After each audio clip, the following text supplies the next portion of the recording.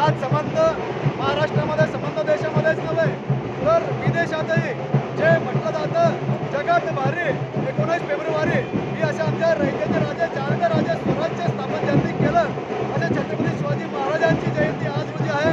आपण जर बघत असाल तर या रॅलीमध्ये छत्रपती शिवाजी महाराजांना मानवंदना करण्यासाठी मुजरा करण्यासाठी हजारो शिवभक्त या ठिकाणी आज या रॅलीमध्ये सामील झालेले आहेत। या रॅलीचं आयोजन सार्वजनिक शिवजयंती महोत्सव समिती जळगाव यांच्या वतीने केलं जातं।